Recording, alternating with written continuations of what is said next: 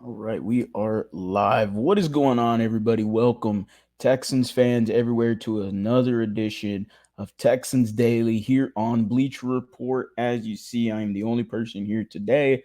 Ruben is having some technical difficulties with his Wi Fi. Hopefully, he gets it situated.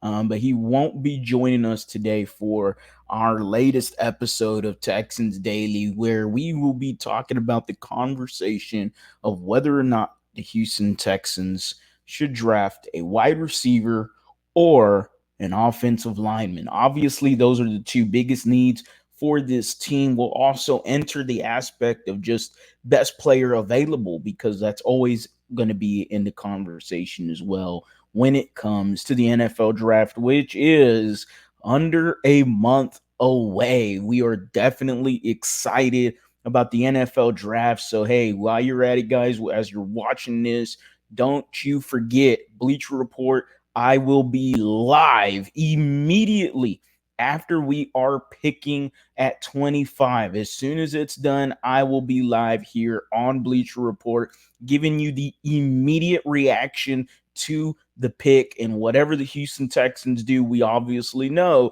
Nick Caserio, you can never count out anything when it comes to him. We just saw 2 years ago him trading up for Will Anderson after drafting CJ Stroud. Hell, we saw him last year that we thought we were going to have a first round pick. No. Here you go, Stephon Diggs. Come on through. As we know, Diggs went to the New England Patriots now. It's been a very fun road to the NFL draft here as a Houston Texan fan. We all know the context of the offensive line. We all know we traded away Laramie Tunsil. We all know the national media can't understand that, but locally we understand it, and we also understand that the offensive line needs massive improvements. What the Texans have done so far has been creating competition generally. I mean, you grabbed Cam Robinson, you grabbed Trent Brown, you have Titus Howard, you have Blake Fisher, you have Howard could also play the guard spot. You traded for Ed Ingram. You still have Juice Scruggs and Jarrett Patterson there as well. The Texans got rid of Kenyon Green. They got rid of Shaq Mason, and they got rid of Laramie Tunsil. That's what we know for the offensive line. We also know that we promoted Cole Popovich, previously the assistant offensive lines coach, now the new offensive lines coach. So that's the added context to when it comes to the offensive line. Now, wide receiver. We all know that we don't have Stephon Diggs, as I have previously alluded to. We also, though, don't have Tank Dell. I wouldn't expect Tank Dell to be returning this year. I would be shocked if he played in some regular season game. I would be shocked if he comes back for the playoffs. Maybe there's an outside chance of that happening. But considering his injury happened in December, a whole year later, you're looking at him in January. You're not really considering the rehab process as well. Like, it's going to be very much pushing it. So I wouldn't expect Tank Dell to be playing this upcoming year. But hey, who knows? Ultimately, the Houston Texans did trade for Christian Kirk, and now pairing him up with Nico Collins, as well as signing Braxton Berrios, signing Justin Watson, currently still having John Mechie and Xavier Hutchinson. The wide receiver room ain't the greatest, but I would say that it is still a bit better than what is currently the overhaul at the offensive line position so far. I mean, the O line does not have themselves a caliber player like a Nico Collins, and it doesn't, to me, even have that caliber of a player like a Christian Kirk when he is healthy. He is definitely somebody that can be that guy, all right, especially out of the slot. You got Nick Caley now, and the hope is that he can transform this offense. That's the context when it comes to the wide receiver rooms and the offensive line room for the Houston Texans. What we want to do, though, is have a fun conversation into what should the Houston Texans be looking at when it comes to April, when it comes to the draft, because this is a conversation most fans have. Every fan base has had this conversation. Should we protect the quarterback or should we give him a weapon? We had this conversation, NFL fans, for the Cincinnati Bengals some many years ago, where they, instead of getting Penei Sewell, ended up drafting Jamar Chase. The very next year, they ended up going to the Super Bowl. I'm not saying that's going to be the same fate for the Houston Texans. I wish it is. Believe me, I wish it is. What's up, Ralph? Believe me, I wish that would be the case. Obviously, Jamar Chase, Penei Sewell are not to the caliber of players what the Texans are going to be looking at 25. But you understand the conversation. It's, should we keep CJ Stroud upright, or should we give him another weapon? Now, you could always play into the fact that Nick Caley could get the ball out of CJ Stroud's hands a little bit faster, and that could help the offensive line because of the lack of, I would say, players on the talent, on the offensive line. Then, maybe getting the ball out quicker is obviously something that they're going to want to do, but could be something they implement a lot more with CJ Stroud. But at some point, you're going to have to hold on to the ball, and at some point, you're going to have to challenge them vertically instead of horizontally getting the ball to Nico Collins' hands and hoping he makes a play. I don't mind that as much as Nico Collins fights for the extra yards. I want to attack the field vertically, and I want to have a really good offensive line that can do so as well. And in order to do that, you got to make sure CJ Stroud is standing upright. And so there is the conversation, because then you go, well, I really would love another weapon for CJ Stroud. And obviously, you could always double dip, considering the Houston Texans have 4 picks in the top 100. They are in a pretty good position to get themselves not just one offensive lineman, but 2 offensive linemen. Or they could just grab themselves, if Matthew Golden, let's say, fell to number 25. If I am the Houston Texans, I am running up to the podium to go get myself a Matthew Golden. Anybody else tight end wise? I wouldn't mind a tight end either for the Houston Texans. Again, if Colston Loveland fell to you at 25, I am running to the podium. But when it comes to anyone else, like the offensive line group, I'm not very high now. Continuing to look at Tyler Booker, it's starting to realize that maybe he's just not as good as everyone says he is. He's starting to fall down the draft boards now. I don't know if anybody's really noticed that. But on the latest ESPN mock draft from Matt Miller did have on there that Tyler Booker fell to the second round to 35, actually, to the Indianapolis Colts, which is pretty good for them to replace Will Freeze. So there you go. But he fell all the way to 35 in that latest mock draft, which shocked me a little bit, but it also made me all realize, the hype is not that high on Tyler Booker. And I think the film kind of backs it up too. He has a declining film since his freshman year in college at Alabama. It wouldn't shock me if Booker does take a little bit of a decline in terms of his draft value, in terms of his draft positioning when it comes near April. But who knows? Maybe the PR team can hype him up a little bit and he gets back on the right track. So, as we know, the Houston Texans, so far, we got a cap update from Texans Cap, and the Houston Texans stand somewhere around $10 million available in cap space. Now, what does that necessarily mean? Doesn't mean anything, honestly. It doesn't think that the Texans are going to be making another move. Excuse me. I don't think the Texans are going to be making another move anytime soon. I'm pretty sure they're going to be staying content with everything they've done so far in the offseason. And again, if anybody missed it, we graded the offseason pretty much for the Houston Texans. I said it's about a C plus, maybe a B minus. I think I leaned B minus for the Texans offseason so far. That's considering free agents, that's considering trades, and anything else on top of it. But yeah, I think Texans Cap, who, if anybody's not following Texans Cap, follow him on Twitter at Texans Cap. And he has us, and this is just a projection, okay, an estimation, but it's updated from today, actually 11 hours ago. So this morning, again, 10.75 million right there. So that's how much the Houston Texans have right now. Now, that does not consider the cap space, does not include draft holds or June 2nd savings. Now, by June 2nd savings, that means the money you saved from Shaq Mason. You cut Shaq Mason, but you designated him to be cut officially after June 1st. So that June 2nd saving is going to be $8.3 million right there. So the Houston Texans after June could potentially have about $18 million if I'm doing my math right there.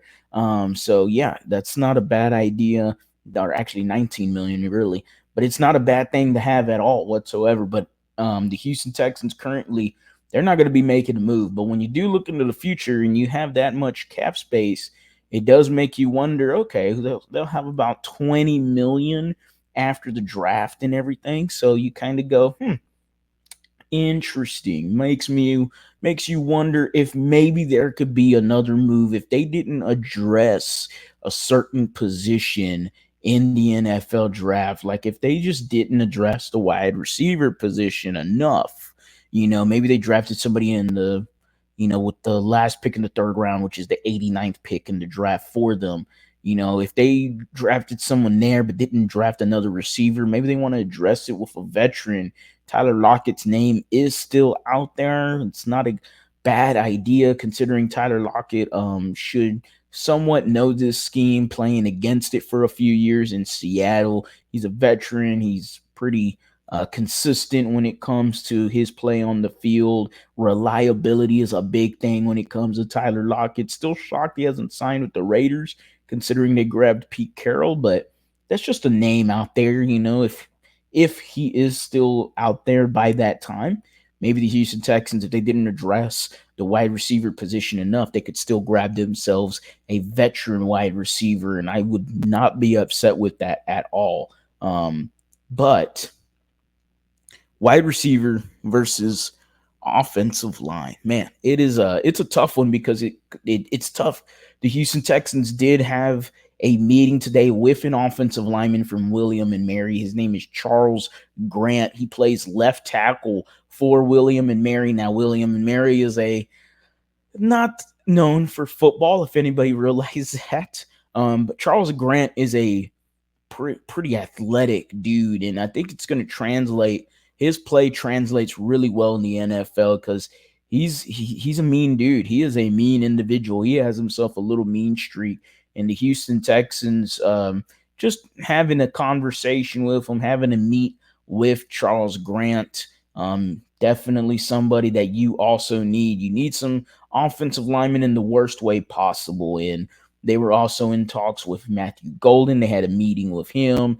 They've had a meeting again, Charles Grant. They had a meeting with a running back out of LSU. So, some names out there, a few guys out there. Original 151 says it makes more sense to draft offensive line since our division opponents will draft defensive line. It's not a bad idea, actually. Division opponents always be playing chess, right? Whenever you had JJ Watt, you notice you noticed when he was really doing good and he was getting into that, oh man, JJ's really coming into his own, and that was like after year two. You saw the Titans and the Colts and the Jaguars start heavily drafting offensive line. you know, um, you saw, even as recent as Derek Stingley right now, you got Derek Stingley and the Jaguars get Brian Thomas Jr. and they upgrade their wide receivers as much as they can. Like they need somebody that can, challenge Stingley as much as possible. It's going to be tough to do, but Brian Thomas Jr. is that dude. He is absolutely legit. Ralph 99 says draft at least two offensive linemen. I don't disagree with you actually. Again, 4 picks inside the top 100. It would not shock me considering the amount of youth and talent that you need on the offensive line. There is a great conversation to be had that the Houston Texans could be double dipping at the offensive line position when the draft comes around. Again, though, as currently constructed, we don't know how this O-line would look, but Titus Howard could also play at the right guard position. I feel like they're pretty confident with Juice Scruggs at center. That's just a feel, not an opinion, not a fact. Okay, it's just feeling. All right, nothing factual about that whatsoever. Maybe they also draft a center. Who knows? But they do need a guard specifically. They need a guard. But I continue to see many offensive tackles being slated to the Houston Texans. Now, whether or not the national media realizes that you got a boatload of tackles with Blake Fisher, Titus Howard, now Trent Brown, and then Cam Robinson, that's four offensive tackles right there. Two of them are going to start, one at left, one at right. I would assume it's maybe Cam Robinson and Blake Fisher. I still think that Titus Howard might be the left guard for the Houston Texans. Then you could have Juice Scruggs at center, which I still think that he wins out that position. And in that right guard, it could be either Ed Ingram, it could be Lincoln Tomlinson, or it could be a rookie, and a rookie being maybe Gray Zabel out of North Dakota State.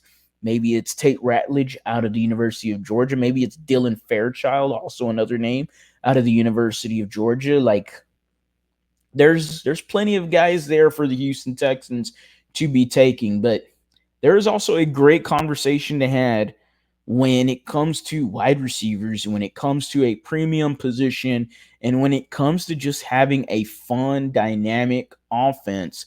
The Houston Texans will have options to either stay pat at 25 or even trade up. Not saying they're trade up, but there's definitely options out there. If Luther Burden is still on the board and he's there at 25, I would not be upset taking Luther Burden. If Matthew Golden is there at 25 and the Texans took him, I would be not upset at all because I am a big time Houston Cougar fan. Shout out to the Houston Cougars. They'll be playing Purdue later tonight at 9 o'clock Central Time. Be there or be square. Go Cougs. Who else? Y'all know how it is, man. The Houston Texans, though, they got plenty of wide receivers they could choose from. Even at 25, Emeka Egbuka is still an option as well. Emeka Egbuka, to me, a very safe option at the wide receiver position. I still feel like you could get somebody that is very similar to Egbuka later in this draft. But if the Houston Texans view him as somebody high on their board, then you go ahead and get someone that is high on the board. And and there you go. Original 151 says it right there. He's replying to Ralph. Let's go Cougars. Yes, sir. Yes, sir. You already know what it is. It's a gamble, but I can get behind wide receiver first and then both guards from Georgia. Yeah, the two guards I just named. Tate Ratledge, the mullet man himself, just screams America, right? And then you have Dylan Fairchild, who is just former state wrestling champ. I mean, you just got two guys right there that seem would be working perfect in this offense to me. Like, I feel like both guys are definite pluses and definitely get you hyped, get you excited about the future of the offensive line. Getting those two guys, they both did a hell of a job there at Georgia in the SEC. Dylan Fairchild, one of the best pass blockers in the SEC. So yeah, man, I'm very excited about both of them guys. But yeah, man, I know it's a gamble. I know it is. I know it's a gamble. But man, to have yourself a fun offense, to get yourself, if Matthew Golden is available at 25, and getting yourself a premium position at 25 being wide receiver, I wonder how many of y'all would still get behind the idea if it was a tight end. And I know there is a lot of the test when it comes to Dalton Schultz and the name that it brings a nerve to some people, but it's still an idea that the Houston Texans might get younger at tight end and might move on from Dalton Schultz by drafting a tight end. I wonder how many people would be behind that idea. And I mean, again, if Colston Loveland falls to you at 25, I'm absolutely running to the podium and I'm going to get me Colston Loveland. I think he fits what Nick Haley wants to do to a T. Somebody that is a damn good receiver. Can he be better at blocking? Absolutely. But he's not the worst blocker in the world. And he's shown a willingness to block. See, that's the biggest difference. Dalton Schultz would be fine for me if Dalton Schultz showed some care when it came to blocking. It's just not going to be, if he doesn't have no care for blocking, then I don't know how much you're going to want to be on this team then. The Rams would jump us if Golden gets close to 25.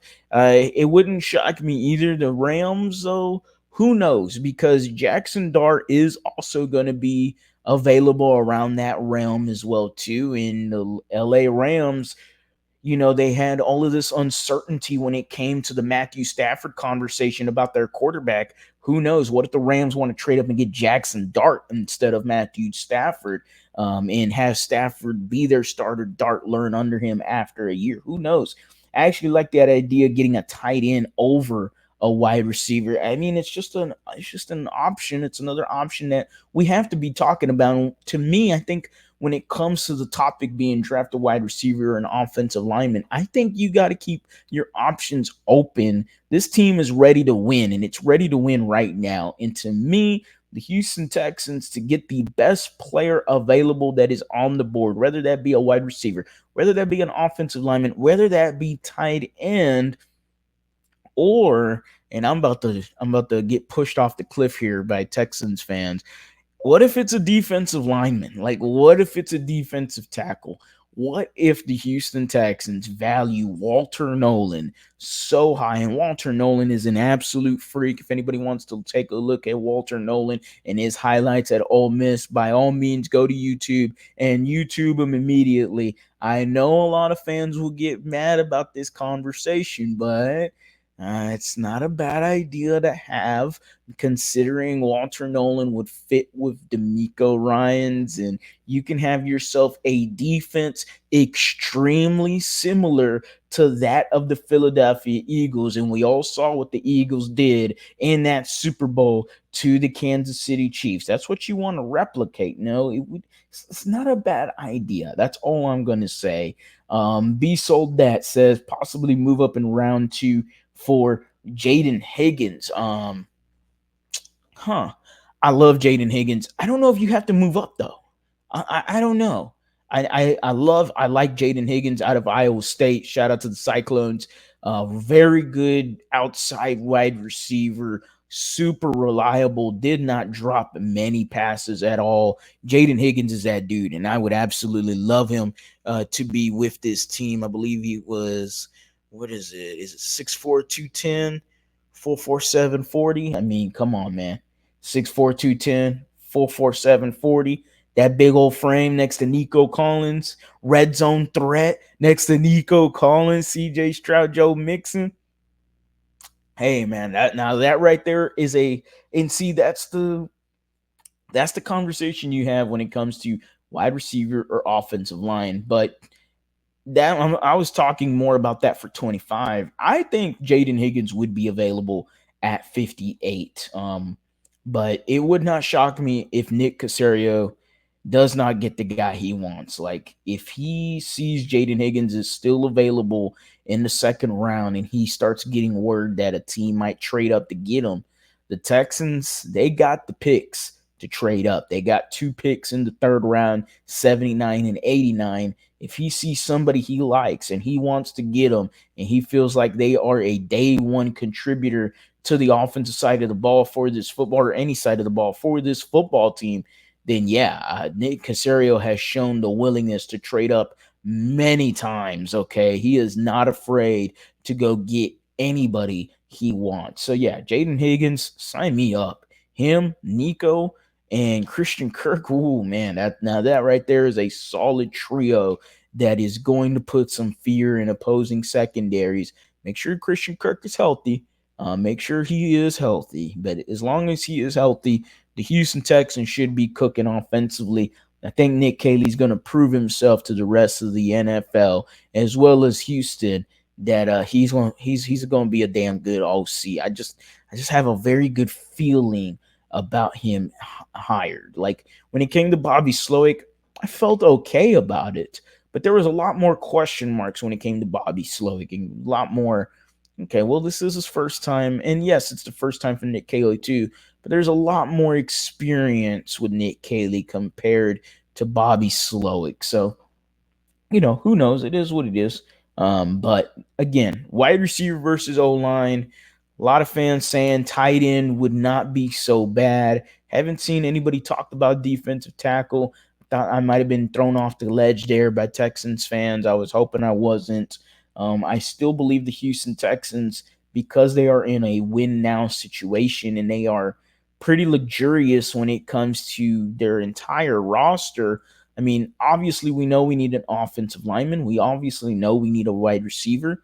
And yeah, we need a tight end. We also need a halfback, but you also need a defensive tackle. And if defensive tackle is the best player available and you don't want to trade down, you don't got any good offers, I have no problem with the Texans taking Walter Nolan out of Ole Miss and moving forward with him and have him next to Sheldon Rankins, a guy that he can do both rush against the quarterback, run against the stop the run as well. So yeah, man, I wouldn't mind that idea at all, and it wouldn't shock me that D'Amico Ryans goes defense at 25. It shouldn't shock anybody. Y'all might be a little upset, but D'Amico going defense at 25 would not shock me, man. B sold that. He says we'll still need to address running back. Believe me, I've been pounding on the table for a running back. I did not like that we only took Jaward Jordan last year. I didn't mind us taking Jaward Jordan. I wanted us to draft more running backs. That's what I wanted. I wanted to double dip in the department. And the NFL draft this year is extremely deep at the running back position.